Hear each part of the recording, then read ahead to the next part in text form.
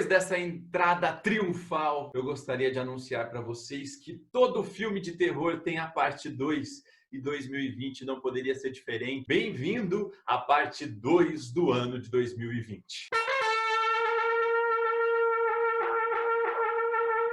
Que consigamos sair vivos dessa coisa toda. Bem, galera, e na videoaula de hoje nós vamos encontrar a primeira parte de uma revisão voltada para o simulado que vai acontecer semana que vem. Serão duas questões, sempre sobre o mesmo capítulo. Combinado? Então chega de bobeira e vamos lá, vamos começar o segundo semestre do ano que nunca termina, o ano de 2020, o ano da pandemia. Vamos lá?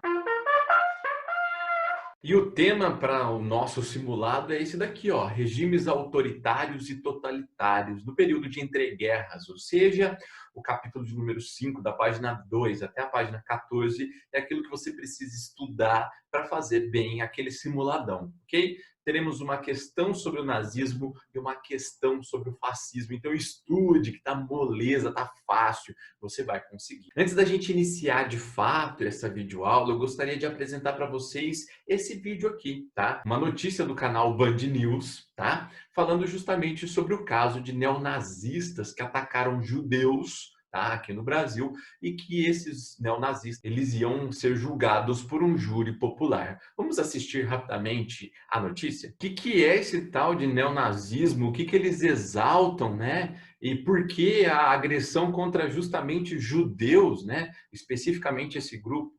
Bem, tudo isso tem a ver com a história. Parece ser um assunto, às vezes, até meio distante da gente, mas não é. Infelizmente, esses casos neonazistas, eles estão aumentando, tá?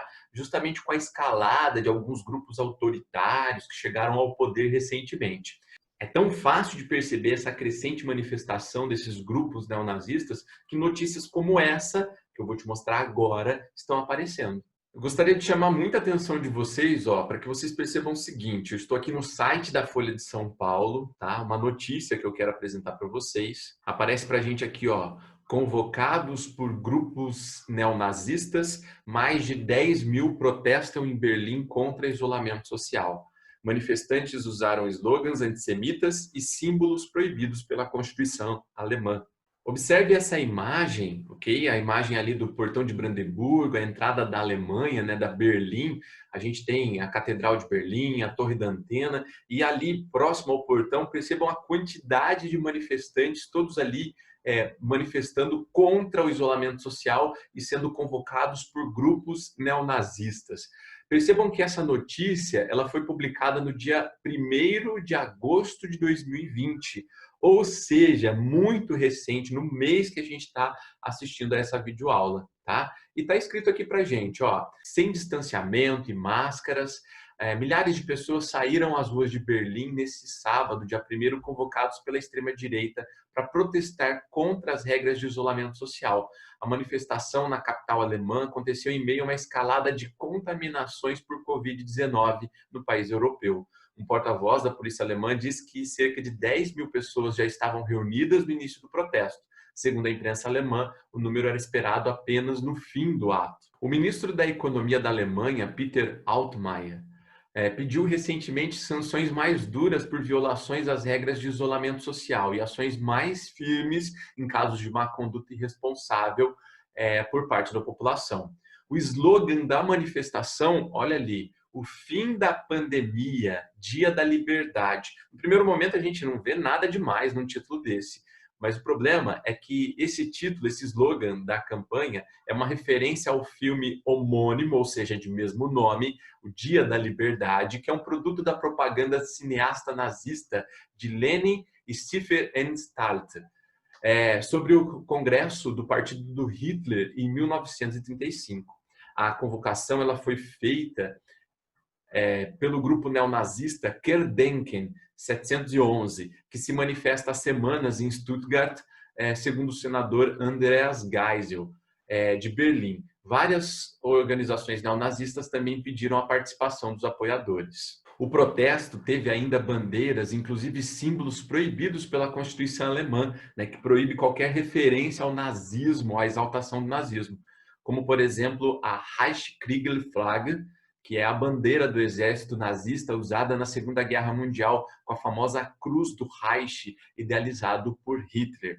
Um dos cartazes da manifestação trazia outra clara referência ao antissemitismo, ao ódio ao povo judeu, com a frase: "A máscara é a estrela de Davi nazista dos não vacinados". Lembrando que a estrela amarela, né, que eles fazem referência então nessa frase, era pregada nos ombros, né, na camiseta do ombro ali, no ombro da camiseta, né, dos judeus que eram obrigados ali então a se identificarem no regime nazista de Hitler.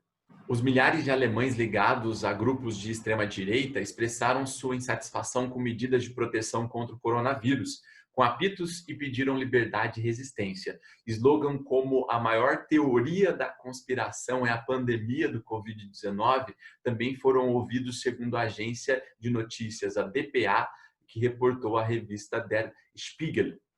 O que a gente percebe com essa notícia, né, é que até mesmo o Covid, a pandemia, está sendo usada por esses grupos neonazistas para se promoverem. Se você está desconfortável com a pandemia, com a obrigação, no caso de se distanciar socialmente, né, das outras pessoas, né, você pode se mobilizar contra essas medidas fazendo parte desses grupos neonazistas. Bem, terrível, né? Tá, mas esses neonazistas, eles fazem exaltação do que exatamente? O que foi o nazismo? Vamos recordar?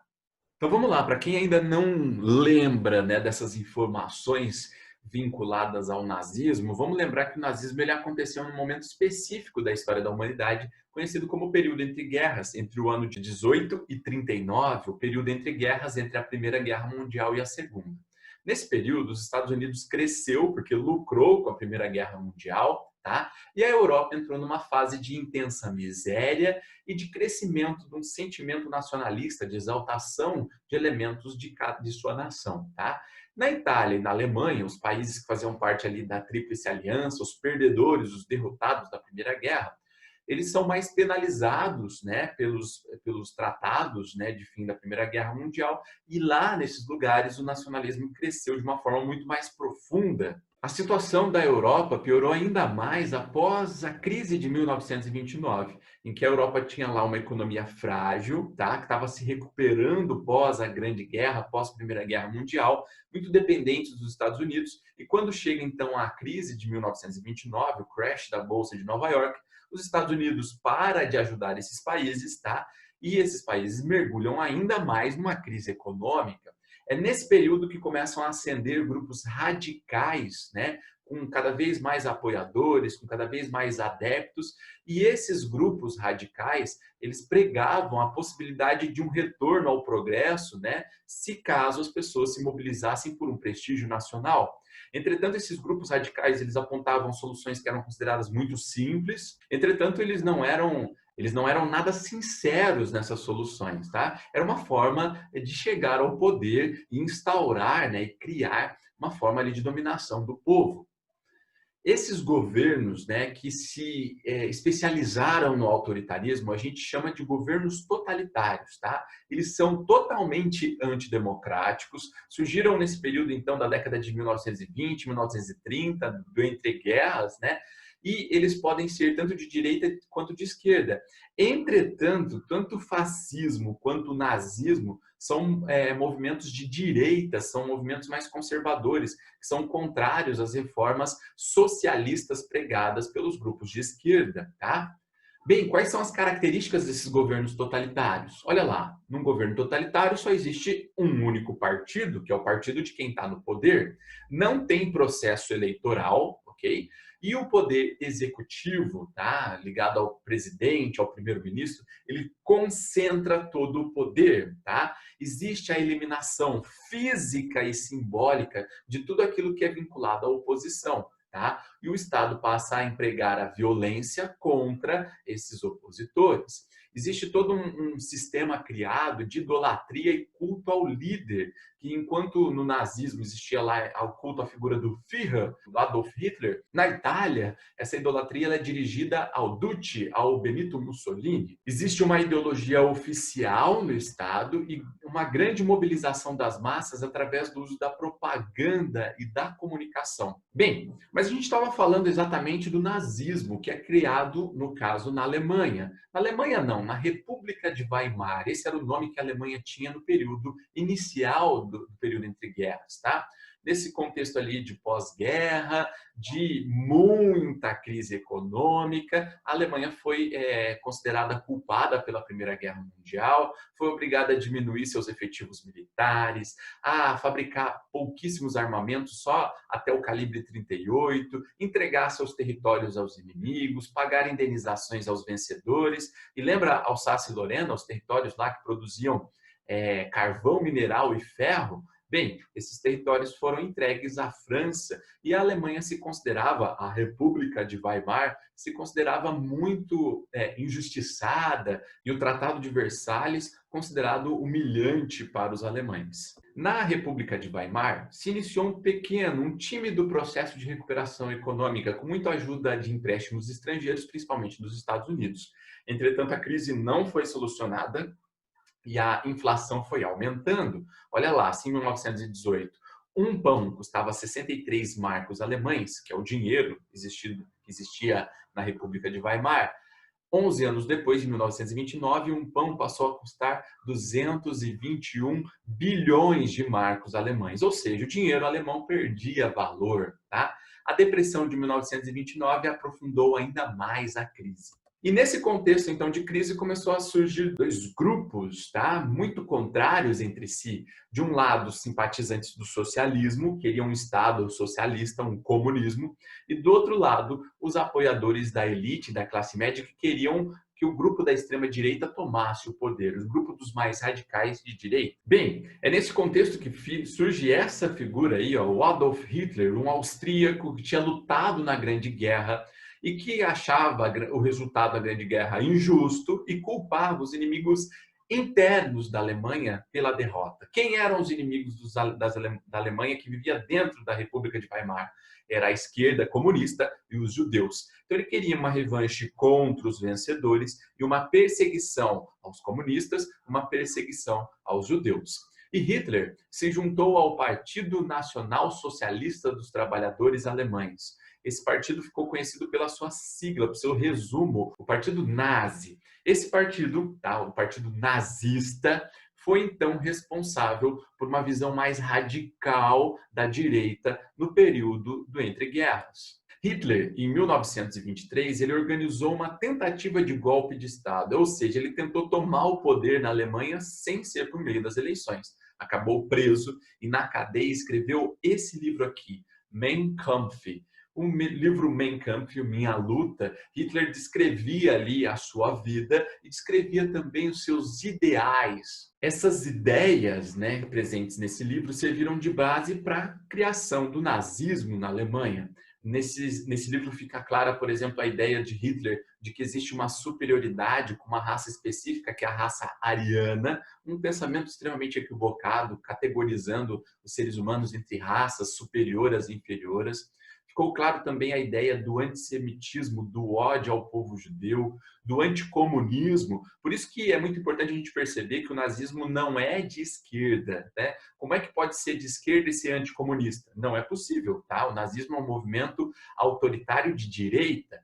O totalitarismo era exaltado dentro dessas ideias nazistas e também a ideia de que a Alemanha precisava de um espaço vital, um espaço para a Alemanha se desenvolver, tá? Um espaço para a Alemanha crescer. Como isso? Eliminando os inimigos internos da Alemanha. Bem, em 1932, Hitler ganha mais a atenção da população porque o seu partido, o Partido Nazista, ele consegue 230 cadeiras no parlamento alemão. E o presidente Hindenburg, ele oferece o cargo de chancelaria a Hitler. Chancelaria seria o cargo ali de primeiro-ministro. A partir desse momento, Hitler chega ao cargo máximo da política alemã. Com Hitler no poder, olha ali, ó, põe fim à República de Weimar e cria o chamado Terceiro Reich, né, o Império Alemão. Extingue todos os partidos políticos, com exceção do partido dele, o Partido Nazista, extingue jornais e sindicatos, proíbe greves e cria a Gestapo, uma polícia secreta do Estado para investigar inimigos, tá? Secretamente, às vezes até violando os direitos básicos ali dos indivíduos, né? E cria também a SS, a polícia nazista, tá? A polícia do Partido Nazista, que prendia, executava, eliminava ou até mesmo intimidava qualquer um que poderia ser considerado de oposição. E um dos ministérios mais importantes com Hitler no poder passou a ser o Ministério da Propaganda, que exaltava a ideologia nazista, né? E criava dentro da Alemanha toda uma geração de pessoas voltadas a pensar nessa idolatria ao Hitler, ao partido nazista e à ideologia, né, que estava vigente dentro do partido. Para que a economia não atrapalhasse o plano de Hitler de se manter no poder e expandir, né, o Império Alemão para outros territórios, Hitler cuidou da economia através de ações intervencionistas, tá? Com a intenção de diminuir o desemprego, para não ter insatisfação popular tão grande, né? Ele começou a investir em obras públicas e na militarização do país. Desobedeceu o Tratado de Versalhes, passou a fabricar armamentos pesados, criou um exército ali de mais de 100 mil combatentes, um exército extremamente forte, muito bem equipado, né, para iniciar o seu programa de expansão através da guerra do espaço vital da Alemanha para fortalecer a chamada raça ariana. Vale muito a gente salientar de que dentro do nazismo existia essa teoria de superioridade da raça ariana, tá? E que os alemães seriam então descendentes desses seres, dessa raça pura, tá? E que os impuros deveriam ser eliminados e recuperados os territórios, né, dos arianos, tá? Quais eram as raças inferiores?